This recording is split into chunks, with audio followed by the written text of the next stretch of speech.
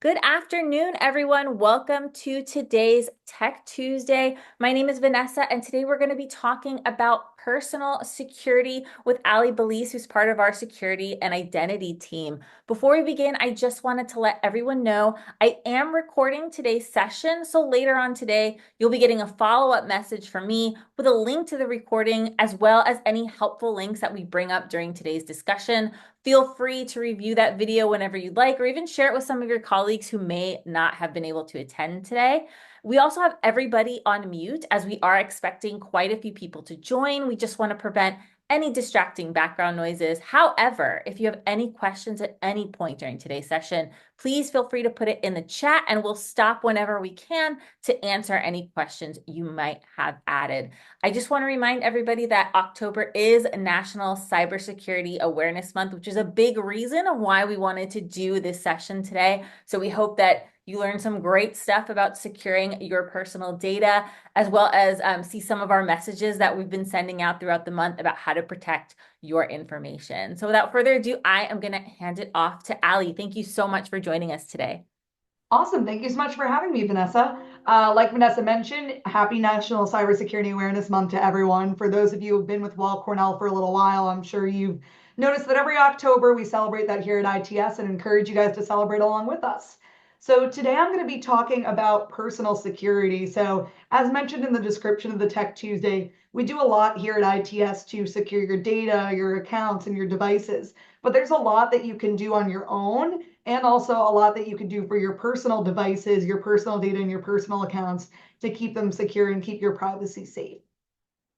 So what I'm going to be going over with you guys today. So I'm going to be going over a few different things about how you can secure your personal devices, your personal network, and your personal account. So I'm going to be going over how to secure your home network, how you can keep your privacy secure while you're browsing mobile applications, what to do if you do end up getting hacked, and how to create secure passwords.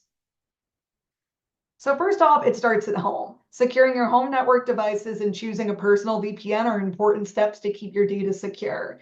And securing your home network comes down to two big pieces. One of it is securing your actual home network itself, but then the other part is securing any devices that connect to your home network. So those are two big pieces in order to keep your home network safe. So the first thing that you can do is upgrade and update all equipment and software regularly, including your routing devices and smart devices. So keeping your devices in the latest and greatest software is the best way to keep them safe and secure to make sure that you're not on anything end of life or anything that could have vulnerabilities that are being exploited. Also, exercise secure habits by backing up your data and disconnecting devices when their connections are not needed. So backing up your data is just a good practice in general, not just to keep your data safe, but if anything goes wrong with a reboot or anything like that, you want to make sure that you have your data in other places so you can restore it when needed.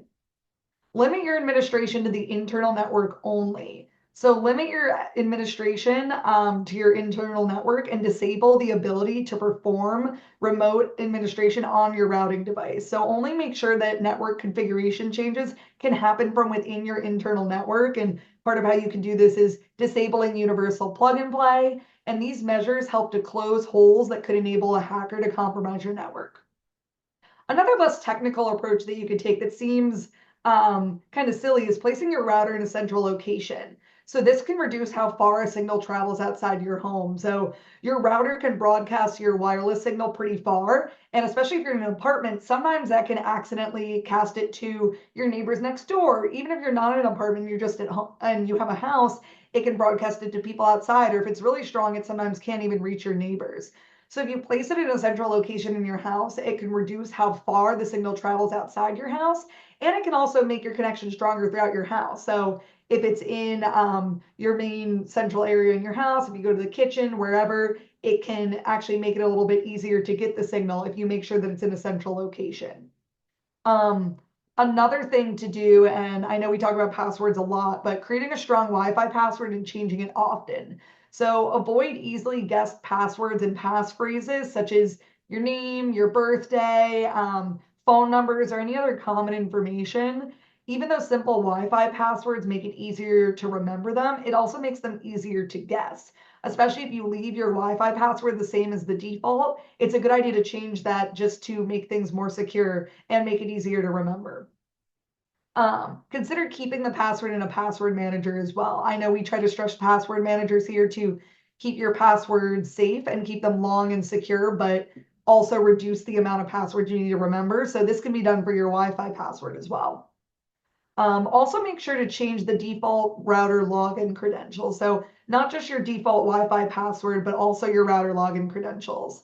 You can log into your router settings by typing in the IP address into the URL bar, but a lot of routers also come with their own application that you can do this from to make things a little bit easier. So you can either type the IP address into the URL if you don't know whether your router has a separate application for control or whether you don't want to find out, but you can also look up to see if your router has an application where you can change the default router admin name and password. Hey, Allie, there is a quick question regarding what you said about passwords. Kenneth is asking, how long is long? Like, what do you recommend in terms of password length? That's a good question. So typically it seems like 16 characters is where we're going to. I know a lot of websites still offer 8 characters or some even less than that, but 16 is kind of the sweet spot where it's long enough to prevent hackers from guessing it, but also short enough that you can actually remember it. And I know we've talked to you about like random passwords with random letters and random numbers and symbols, but a lot of the guidance is moving towards passphrases and not easily guessed passphrases. So don't do a passphrase of "don't stop believing" or something that's super common in pop culture or anything like that, or something that could easily be guessed, like your name, your birth date, and your favorite animal or something like that. But try to make passwords on the longer side, and 16 characters is a good sweet spot for how long to make them. Thanks, Allie. Yeah, of course. And I'll get into creating strong passwords a little bit later in the presentation as well as a refresher. But some other things you can do to secure your home network. So verify that the firewall on the router is on and also the Wi-Fi encryption. So most routers have a firewall to prevent outside hacking and Wi-Fi encryption to keep anyone from eavesdropping on any data sent back and forth between your devices on your network. Both of them are typically active by default, but you'll want to check to ensure that they're on just in case they're not. Ensure that your routing device supports basic firewall capabilities if you're using a personal routing device as opposed to one provided by your internet service provider. You should also make sure that your internet service provider supports IPv6 and ensure that your router supports IPv6 firewall capabilities. Another great way to protect your network is segmenting your network. So a lot of times, I'm sure if you've had anyone over, they've asked, what's your Wi-Fi password?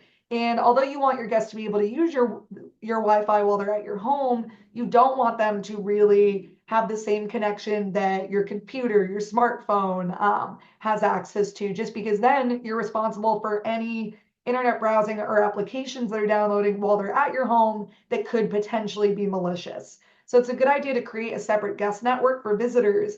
And it's also a good idea to create this guest network and connect your IoT or Internet of Things devices to them.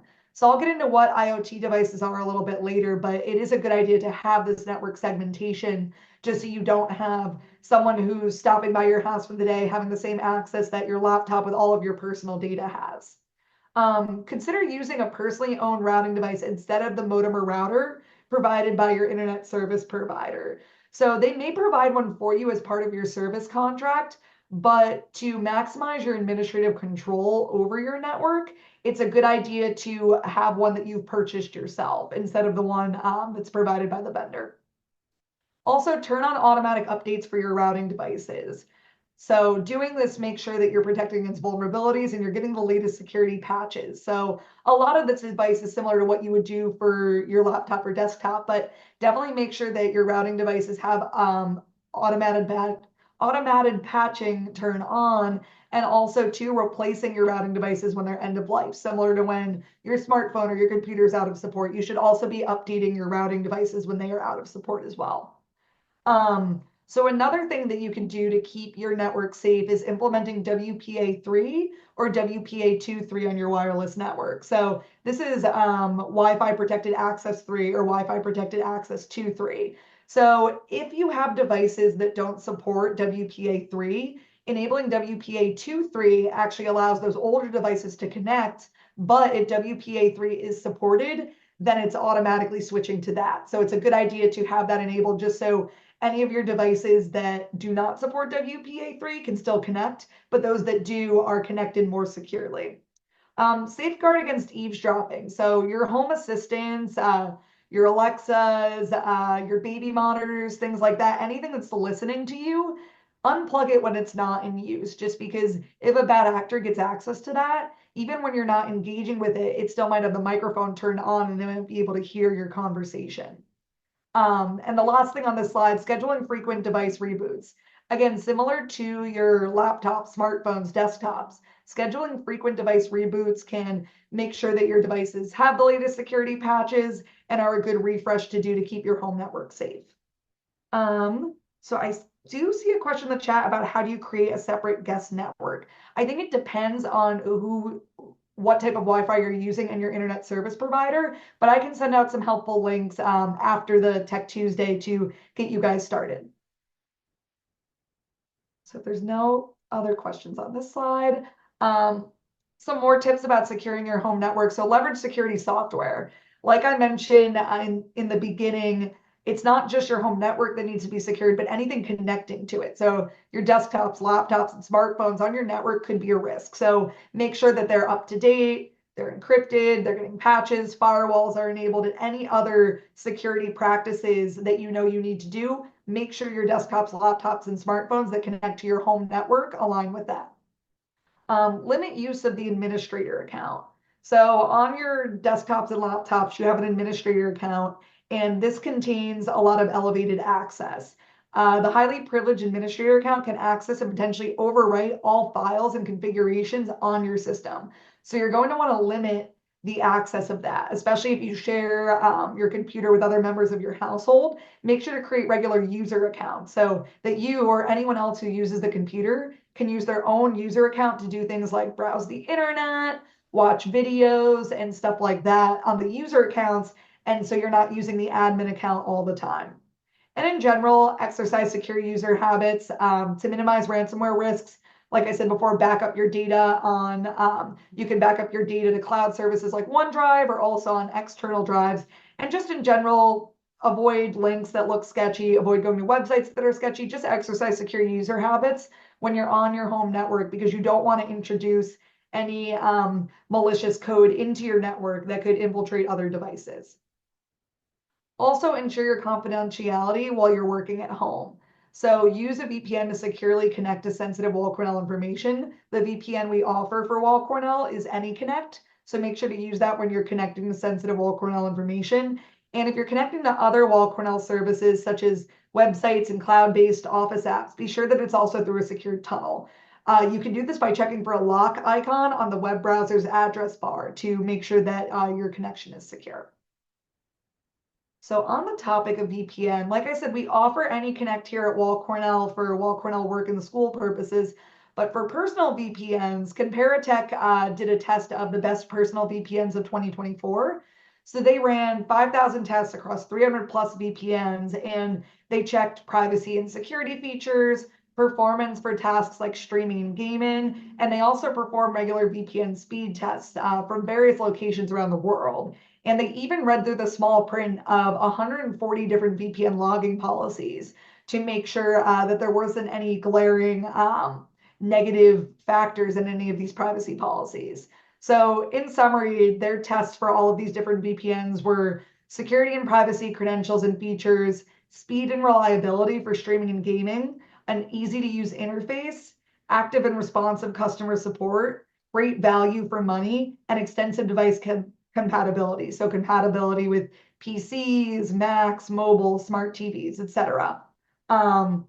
So going into the different VPNs on this list. So NordVPN was voted the best overall on their list. It's got fast speeds, it's great for streaming, it has lots of servers and strong security. It also comes with a 30-day money-back guarantee, so you can have a risk-free trial. It does have a 10-device limit, so you can only have 10 devices with your account, and it's known for its strong security offering and powerful encryption.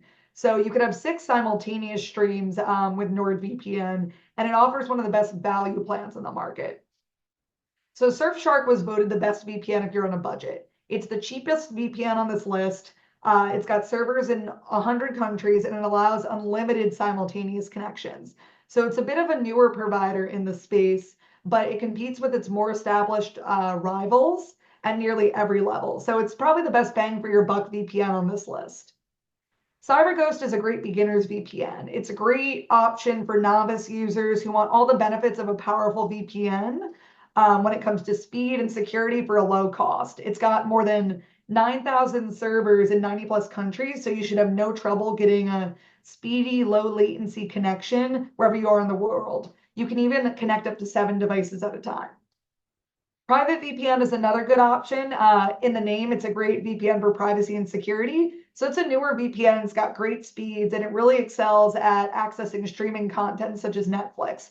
It has a relatively small network compared to a lot of the others on this list. It only has about 200 servers, where the others on this list have servers in the thousands, but that hasn't stopped it from offering a highly competitive service. On top of this, it comes with a generous 10 connection limit, which is twice what some of the other providers will allow.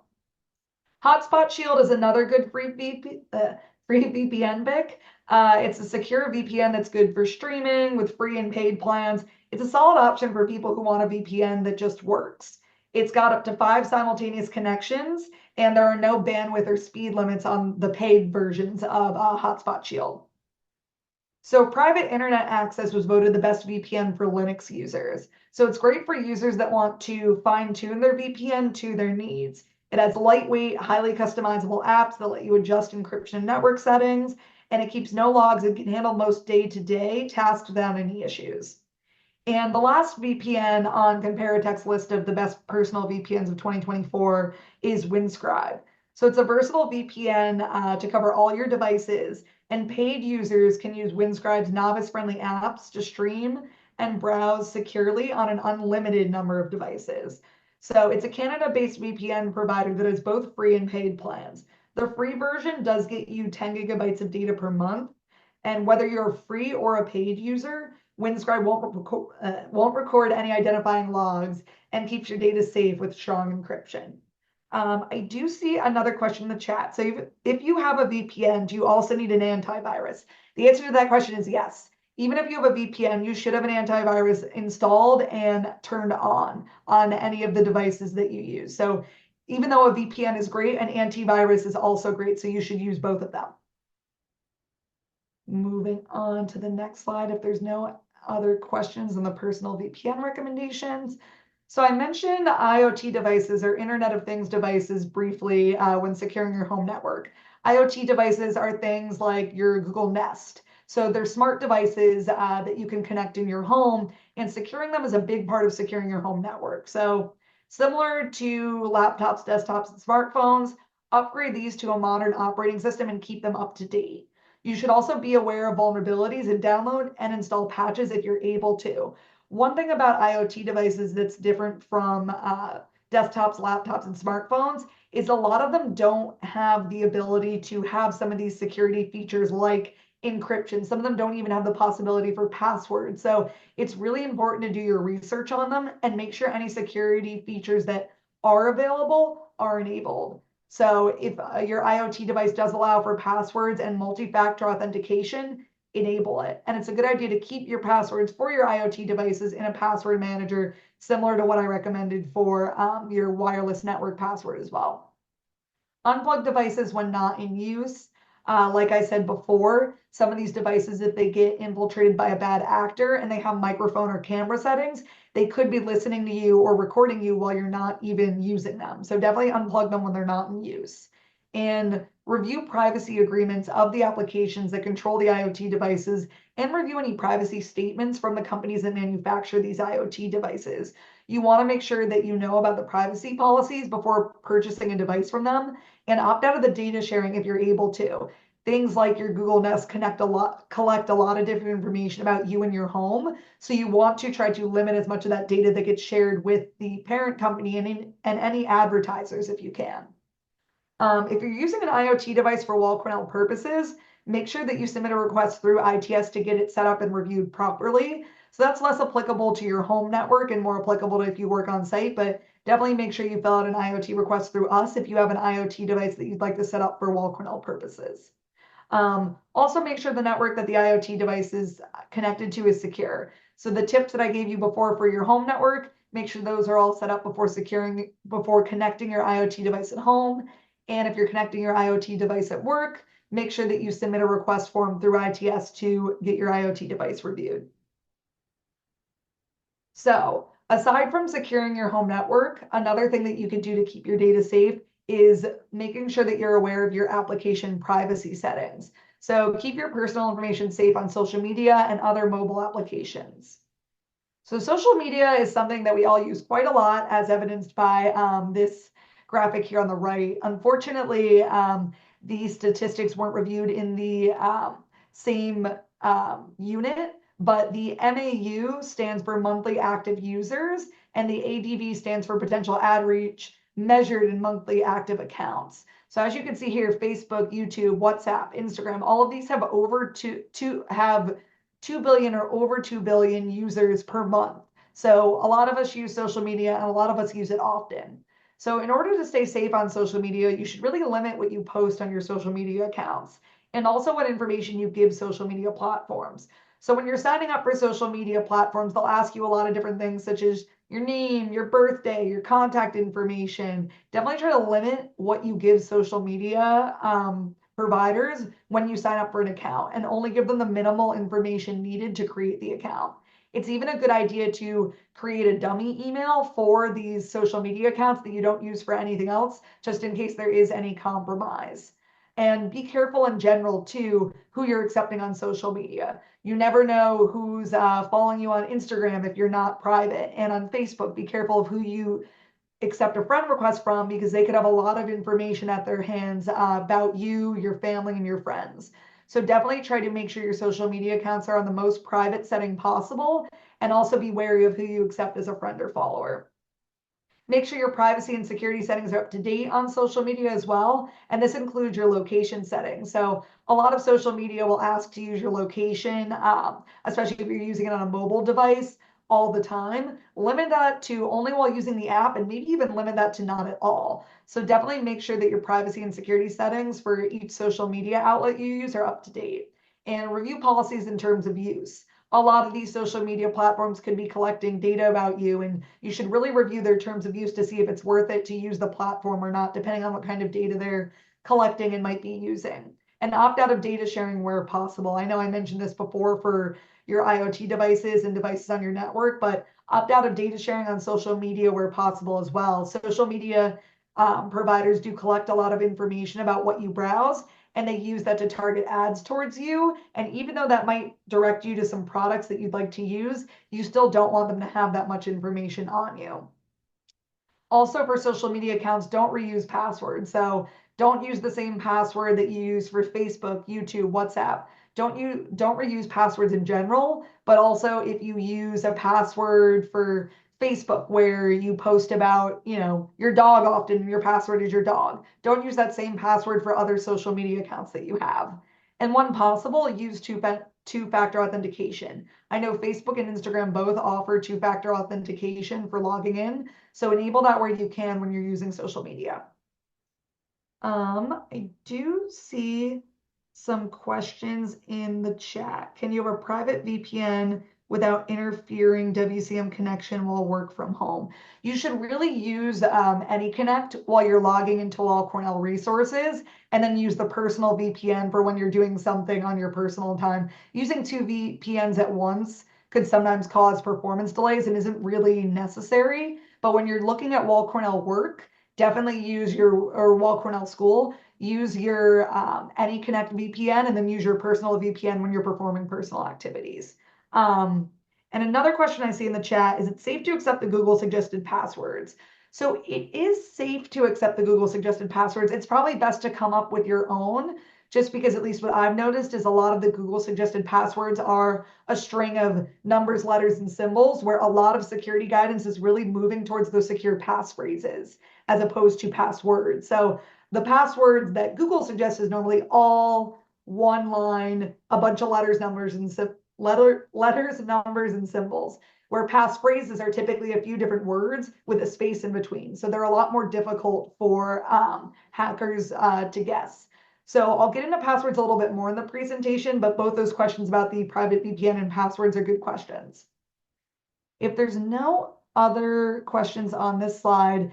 Some examples of permissions for popular apps. So, like I just mentioned, you really should review terms of service agreements before you sign up for certain social media. And this website here, tosdr.org, which I'll send out in the resources of this presentation, is terms of service didn't read. So this website collects a lot of the privacy policies for these different apps and shows you what you're agreeing to. So Facebook, for example, Facebook stores your data whether you have an account or not. So if you're browsing Facebook, they store that browsing data that you're just browsing on, even if you're not signed in. They can also read your private messages and they can view your browser history. So definitely look into the permissions that you have for popular apps on tosdr.org,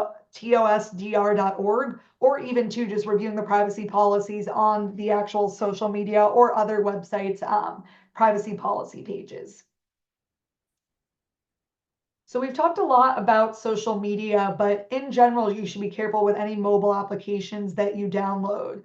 So on September 23rd of this year, a new version of the Necro malware loader for Android was installed on 11 million devices through Google Play. So this was done in a malicious SDK, or software development kit, supply chain attack. And the new version was installed through malicious advertising used by legitimate apps and Android game mods and modified versions of popular software such as Spotify, WhatsApp, and Minecraft. So the Necro would install several payloads to infected devices and activate various malicious plugins, including adware that loads through invisible web view windows, modules that download and execute arbitrary JavaScript index files, and tools specifically designed to facilitate subscription fraud. So it's definitely good to be careful of what applications that you're downloading, especially when you're an Android user, since other publishers aside from Android can publish apps. Another security concern that's more applicable to anyone who's in the European Union, but it could be coming to the US at some point. So Apple's operating system has always been considered more secure than Google because Apple owns the hardware, software, and platform in a closed ecosystem. But in April of 2023, in iOS 17.4, Apple was forced to enable side loading in line with new regulations of the Digital Markets Act in the EU. So side loading is obtaining apps from a third party source as opposed to an official retailer. So again, this hasn't come to the US yet, but it's definitely something to keep a watch on, because if it does, you want to make sure that you're downloading apps from verified publishers. And there was a report done by Promon that investigated iOS apps to see if they were protected against repackaging. So repackaging is when bad actors obtain a copy of an app, modify it, and then maliciously repackage it to successfully run on a device so that they can perform nefarious activities, but look and work similar to the app that they're trying to impersonate. So as part of this test, they conducted their research on 100 of the world's most downloaded apps for iOS. And they found that 93% of these apps were able to run repackaged. About 7% did not run repackaged. Two of the apps crashed for other reasons that weren't due to the repackaging, and 5 of the apps crashed for undetermined reasons. This could be because the apps had repackaging policies in place, but Promon was unable to determine that. So it's definitely a good idea that if you're downloading any applications outside of a verified manufacturer, to be very careful and review what you're downloading before you do so. The MOVEit breach dominated headlines in 2023, but on the right here in this graphic, there were a few other mobile application breaches that were definitely important and users need to be aware of. So OiTalk, which is an Android voice chat, there was a database misconfiguration in February of 2023, and this leaked unencrypted sensitive data and IMEI, or International Mobile Equipment Identifier numbers, which is a unique 15-digit number that identifies a mobile device. So the app also exposed hard-coded secrets. In March of 2023, Chick-fil-A, which is a very popular fast food brand, was hacked via credential stuffing attacks against the company's mobile and web apps, and this resulted in unauthorized transactions and exposure of sensitive information.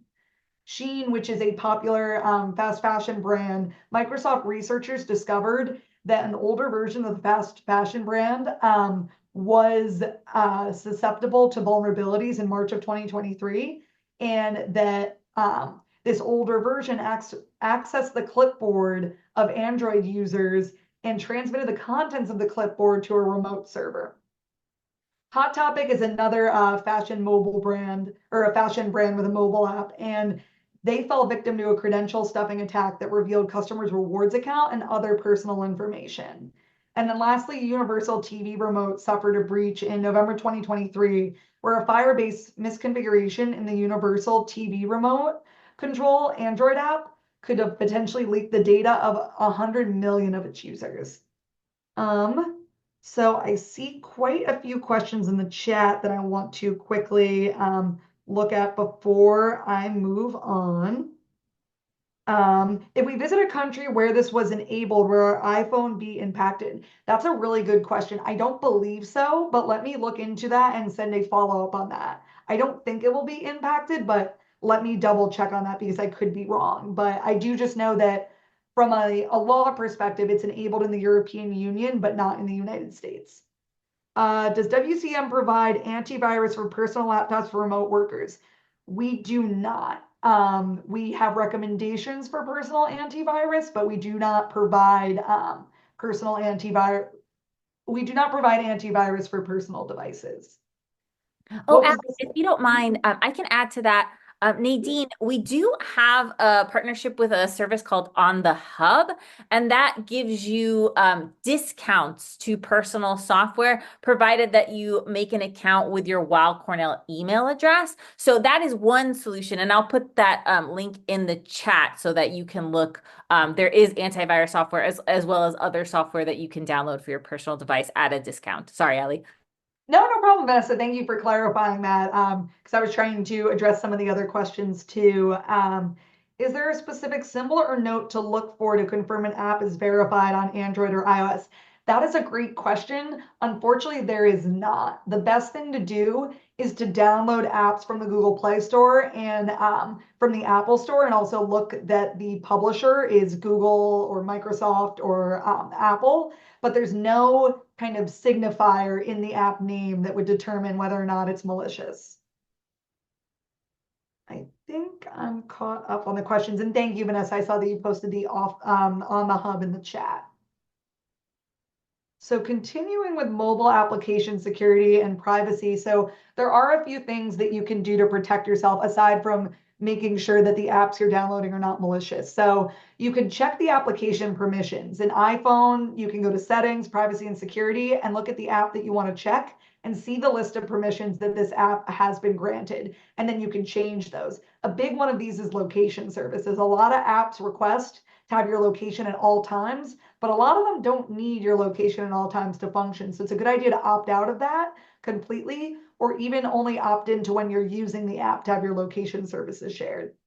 Opt out of application tracking as well is something that you can do in iPhone. So if you go to privacy and security settings and tracking, you can see a list of apps that have requested permission to track you. And you can turn the permission on or off by app, or turn off allowing apps to request tracking to stop all apps from asking this.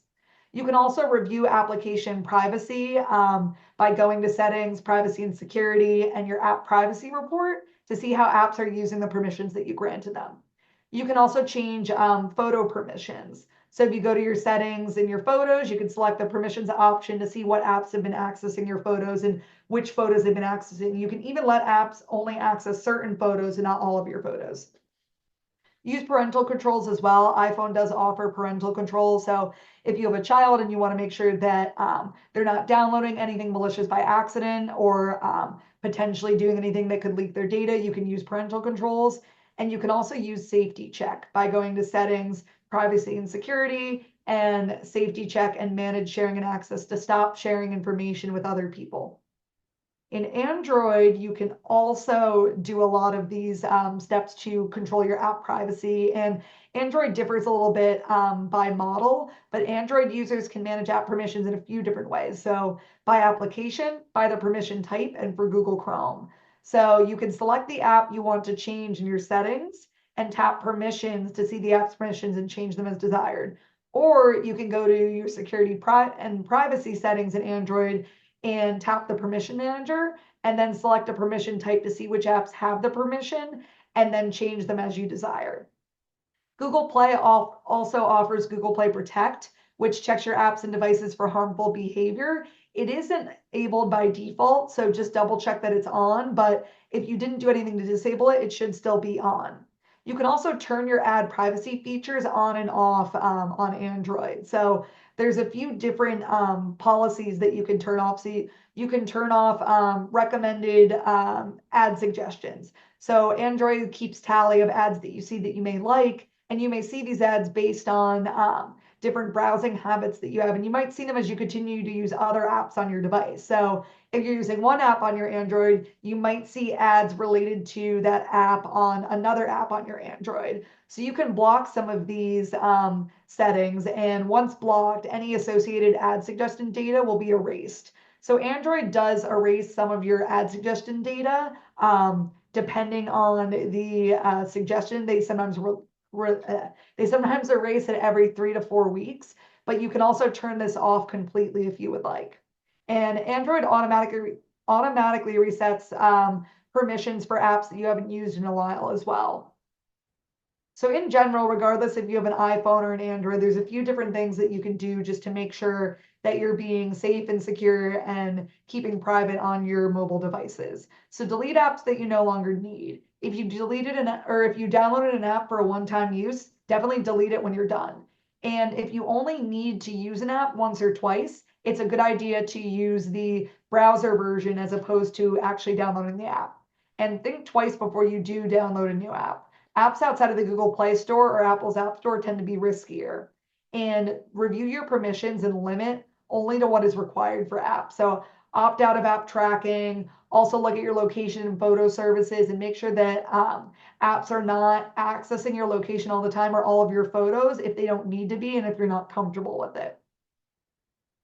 So even if you take all these steps, sometimes unfortunately things happen and you get hacked. So this can happen to anyone, no matter how cyber safe and secure you are. You can definitely lessen your chances by trying to be as secure as possible, but sometimes a bad actor is really smart and it happens. So there's a few different things you can do to prevent this from happening and what you can do if it does happen. So one thing that you can do to prevent yourself from getting hacked is a credit freeze. So this is sometimes called a security freeze. And you can do it to limit who can access your credit reports, and this can be done for free. So there are 3 different credit bureaus you can request this with: Experian, TransUnion, and Equifax. And you do have to request a credit freeze with each one for it to take effect for all 3. So it is a little cumbersome, but it's definitely worth it because the credit bureau won't share your credit report or score with companies that request to check your credit. So this can prevent someone from opening a new credit account in your name, and this can prevent hard inquiries from being done. Soft inquiries can still be done while your credit is frozen. So if you check your own credit reports, you can do that while they're frozen. If you have a current creditor that needs to check your credit report, they can do that. But new creditors and credit for new accounts cannot be checked when you have a credit freeze. So how do you freeze your credit? You can do this through each of the 3 credit bureaus online, through the mail, or over the phone. If you do this online, you'll need to create an account with them. If you do this through the mail, they may need certain documents from you, like your driver's license and social security number. So send them a copy of that. Do not send your originals through the mail just because you don't want any potential of, 1, them getting lost and you not having access to them, or 2, it taking a while and you being without your driver's license if you need it for something. If you try to freeze your credit over the phone, you might have to ask, or you might have to answer a few more questions to validate your identity, but this can also be done over the phone if you don't want to do this online or through the mail. You can also freeze your child's credit if they're 14 years or older. If they're younger than that, due to the Children's Online Privacy Protection Act, they actually cannot have their credit reports accessed. And you can reach out via mail to see if your child does have if your child does have any credit information, because typically your child should not, unless their information has been compromised and someone's been taking out credit in their name. I do see a few questions in the chat actually. Is there a limit to how long you can freeze your credit? I don't believe so. You can permanently freeze it until you unfreeze it, whether temporarily or for good. And then aside from freezing your credit, what are your other recommendations if your information was part of the national public data breach? Okay, so that is a really good question, and I'm going to get to some of that in a little bit. So if you could just hang tight, I will definitely go over some other practices that you can take if your social security number was part of that breach. I'm sure a lot of you have seen that article that potentially all American social security number could have been leaked. So as for credit freezes, if you need to unfreeze your credit for any reason, you can definitely do so. So you can either unfreeze it indefinitely, which is a permanent thaw, or you can schedule when you'd like it to be frozen and unfrozen, which is a temporary thaw. This is probably best because you don't have to remember to refreeze it. But if you have a new credit card account that you know you're applying for, you can schedule a temporary thaw. So you can apply for that credit card account and then you can schedule when it will be refrozen. You may want to plan this in advance just because it might take a few minutes for the credit bureaus to unfreeze your credit because they do legally have up to an hour to lift the freeze. Another thing you can do to protect your identity is joining ID.me.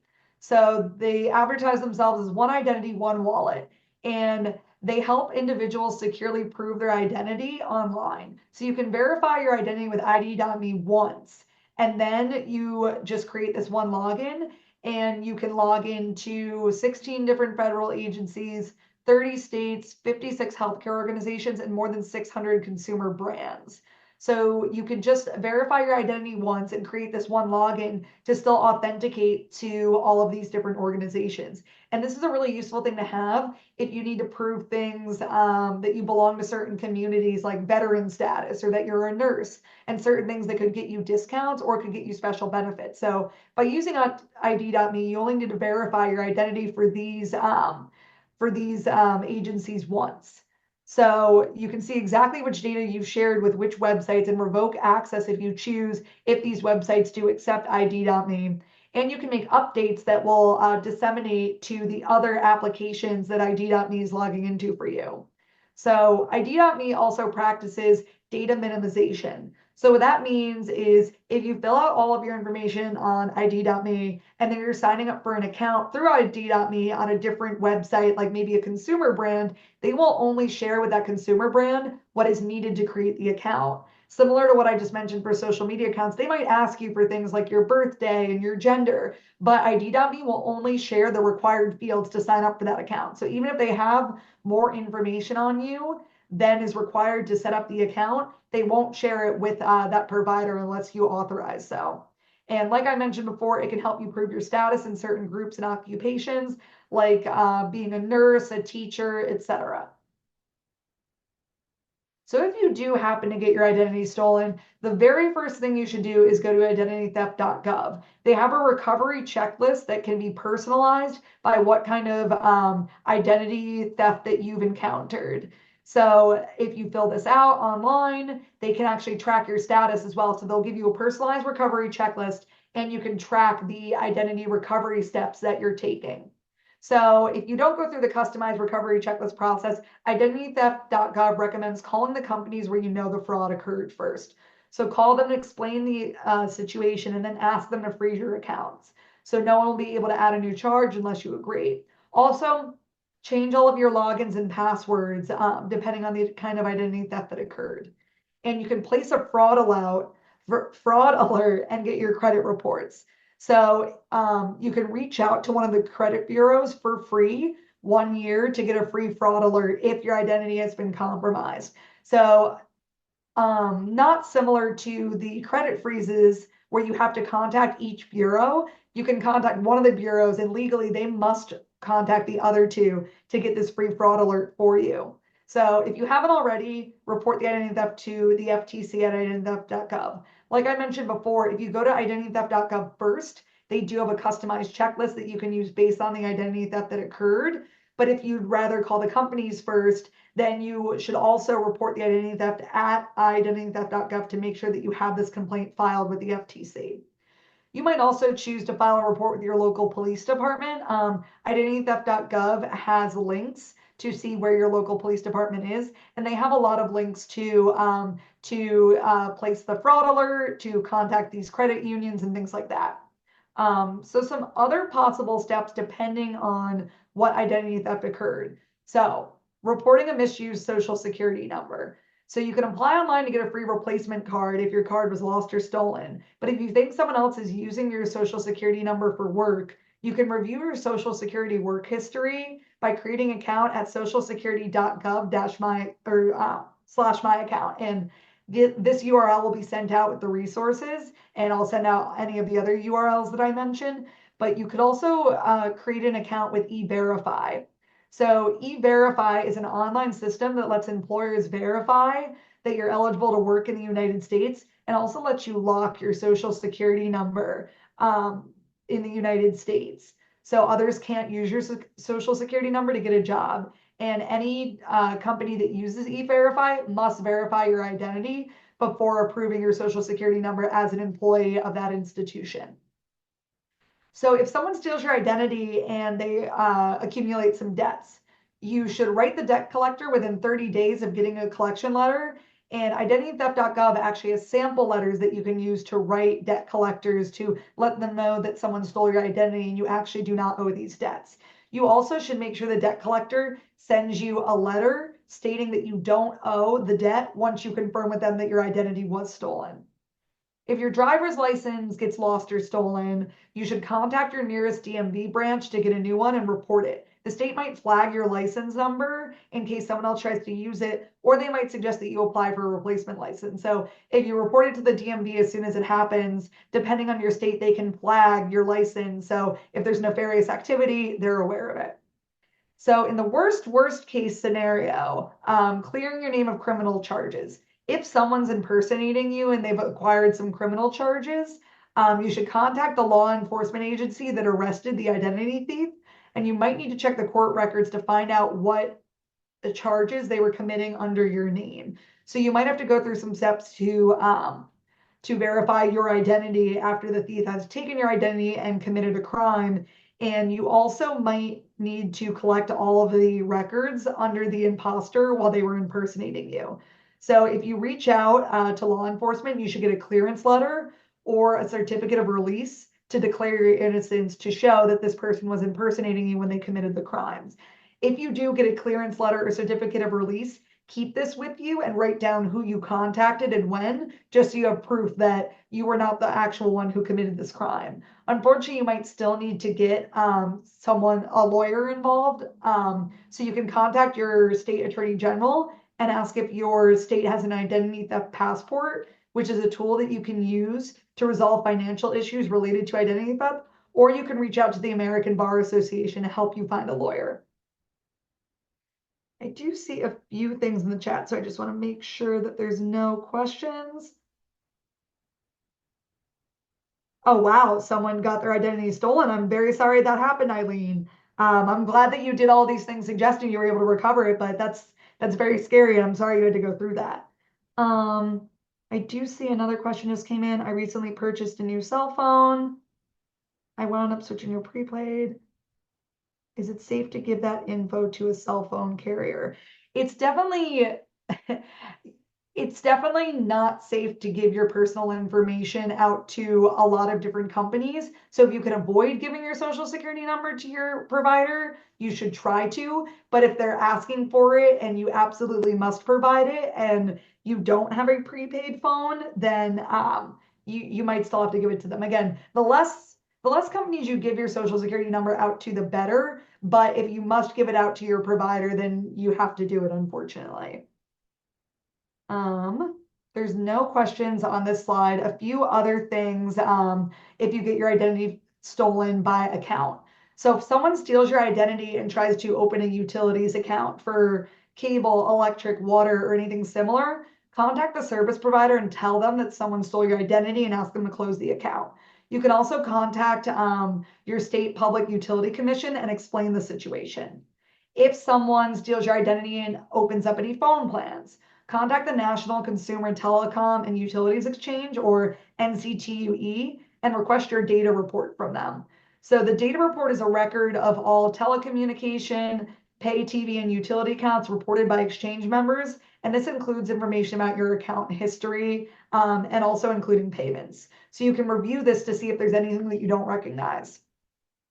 If someone steals your identity and opens up government benefits, contact the agency that issued the benefit and explain that someone stole your identity. And you can find contacts for federal and local government agencies on identitytheft.gov's website.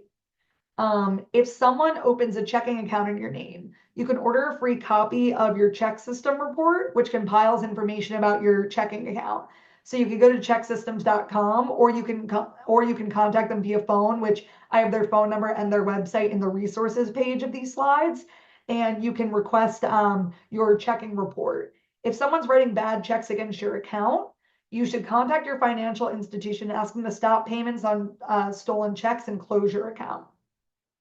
If someone uses your information to take out student loans, contact the school or program that opened the loan and explain the situation. You should ask them to close the loan and send you a letter that says you aren't responsible for the loan. If this is a federal student loan, you should contact the U.S. Department of Education Federal Student Aid via phone or online, which I also have in the resources of these slides. If someone takes your information to rent an apartment or a house, you should ask the landlord who rented the property to identify the tenant history services that they use. There's several different companies that collect information about renters. So how often a renter was late or if a renter missed a payment. So you should ask them to contact this company and ask for a copy of your tenant history report. If you see any fraudulent activity on there, then you should contact the company to get that corrected. Small business admin loans, if someone opened one of those in your name, you should report the identity theft at the FTC through identitytheft.gov, and you'll get an identity theft report, which you'll then use to contact the small business admin agency, and then you need to report to them that someone was using your information to open a small business admin loan. If someone has used your information to open an investment account, you should call the broker or account manager and describe the situation. Make sure for this and for anything else, anytime you're contacting someone to explain that your identity has been stolen, make sure you write down who you contacted and when.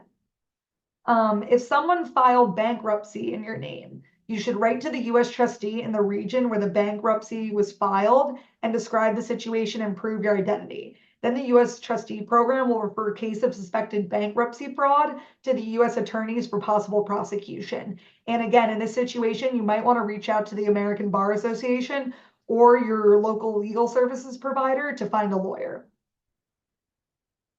And then there are some special forms of identity theft that you need to be aware of. If you get an IRS notice in the mail that says someone used your social security number to get a tax refund, follow the instructions in the letter. However, before you follow any of the instructions, make sure that the letter is actually from the IRS by contacting them another way.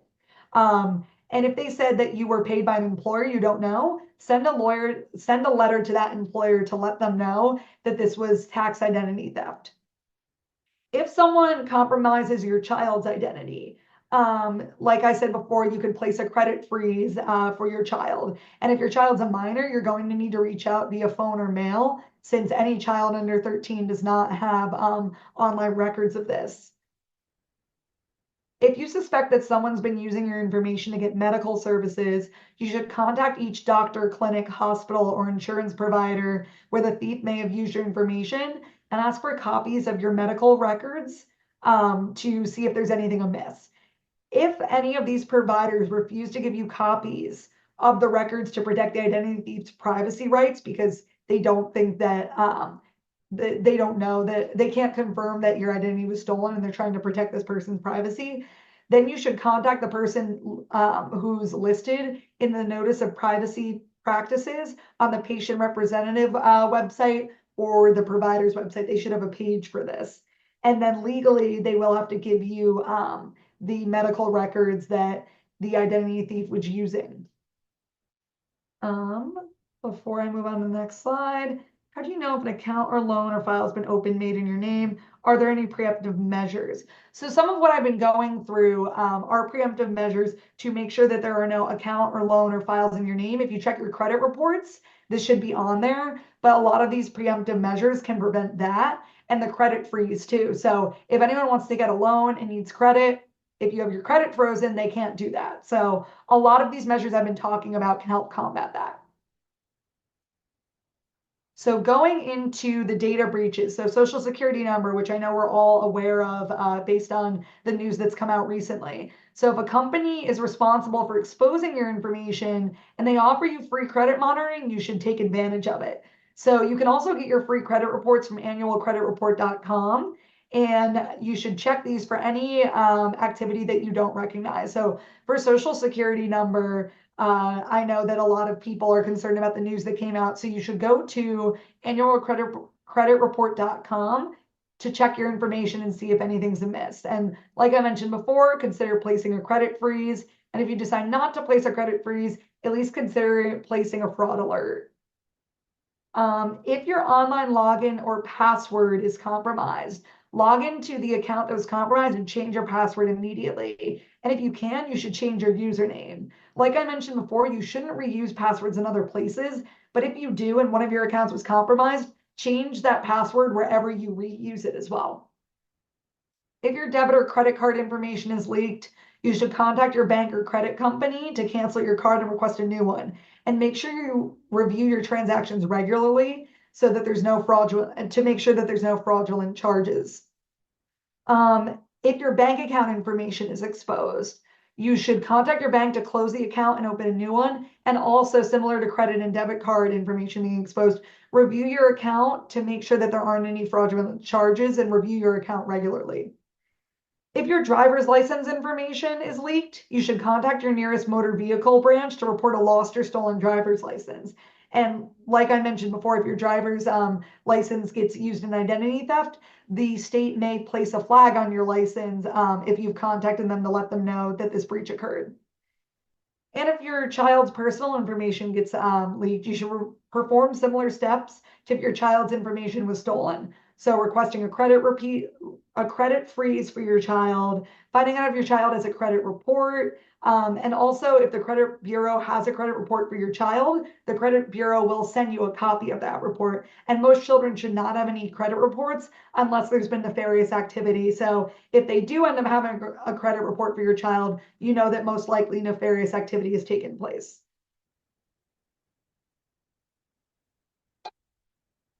I see a question in the chat here. What if someone uses my address to access credit or medical services? If someone uses your address to access credit or medical services, I mean, there's not a lot you can do to change your address, but you can do a lot of these other measures. For example, credit freezes, just so no one can use your address as part of your personal information to apply for new credit. So unfortunately, there's not a ton you can do if someone has your address aside from the measures I mentioned to make sure that if they have your address, they don't get another piece of your personal information in order to compromise you further. So protecting against identity theft overall. So you can register for USPS Informed Delivery, FedEx Delivery Manager, and UPS My Choice. So in line with your question about addresses, any of these services can see what packages are coming to your address. So if a bad actor has your address and accidentally sent, or if a bad actor has compromised you and accidentally sends something to your address, you could see this here because they may have needed your address to sign up for a credit card, where in reality they were trying to send packages to their own address. So by registering for one of these services, you can see what packages are coming to your home. You can also create accounts with the IRS and Social Security using ID.me. And similar to some of the network security measures that I mentioned, you should enable two-factor authentication everywhere where possible. And you should use different passwords for every website. Like I suggested at the beginning of this section, you should monitor your credit and you should consider freezing your reports. And identitytheft.gov is something I mentioned a lot. So that's kind of your one-stop shop to go to if any of these situations apply to you. And I do know we're getting close to time, Vanessa. Yeah, this is a lot of great information. There have been a few people in the chat who have asked if these slides will be shared. Yes, please look for them in the follow-up email from me later today. We also have a web page for this month, its.weill.cornell.edu/cybersecurity month. There are already resources there, but we update it every week with information about how you can identify scams and also protect your data and also what to do if you believe you've been the victim of identity theft. So we'll make sure that we send send you that link, but feel free to take a look at it throughout the month. And of course, we'll keep it up just indefinitely. So you always have a resource when it comes to cyber security. I know we're over, but just one question in the chat. We'll make that the last one from Roger. Do you know the most current methods used by bad actors for identity theft, such as phone and email scams?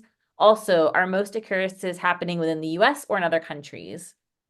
This is a great question. I don't know some of these statistics off the top of my head about US versus other countries, but we do know that there are certain countries that do perpetuate attacks against the US, like Russia and China. So some of the identity theft might be coming from bad actors there, but bad actors can be anywhere and they can be within the US as well. So I don't know the statistics on that. If people's identity is compromised more by bad actors in the US versus other countries. I can look that up, but that's not something I know offhand. And for the most current methods used by bad actors for identity theft, such as phone and mail scams, I know personally I've been getting texts posing as the New York State tolls by mail. So don't click any links, even if you get them through text. And I know too, I've been getting letters to my house as well, posing as mortgage brokers to try to get my information. So I don't know a ton of the new scams going on right now, but a lot of the same scams that have been used over the past few years are continuing. So if you get texts claiming to be the IRS and things like that, any scam requesting your personal information could be used for identity theft. So any of the scams that are currently going on in the news are something to be aware of, and they can happen over text, email, mail. I know not currently, but once we get closer to tax season, you'll probably see a lot more scams pretending to be the IRS. And bad actors typically capitalize on what's going on right now. So during COVID, we saw a lot of scams pretending to be COVID relief or pretending to be COVID tests in order to get personal information from you. So I don't know of any specific identity theft scams going on right now, but any scam or phishing attempt that's trying to get your personal information could perpetuate into an identity theft situation. Thanks so much, Allie. And thank you all for staying with us for this session on protecting your data. It's a very important topic, and we're glad that you're here, hopefully learning new ways that you can make sure your info is protected. Again, we are going to send you a recording of this session. We're also going to post it on our website. We'll have all the links that we talked about today. So please make use of it. Just keep that in a handy spot, and you can always refer to it whenever you have questions about cybersecurity. Thank you so much, Allie, for sharing this information with us. And everyone, please keep an eye out throughout the rest of the month for cybersecurity tips from ITS. Thank you guys so much. Have a great rest of the day. Thank you so much, Vanessa. And like I mentioned, there will be some resources in the slides. And the section I did not get to was about passwords. So there's some cool password metrics in there and some recommendations on personal password managers and how to make longer secure passwords. So if you take a look there, we'll send the slides out later today. Thank you guys so much.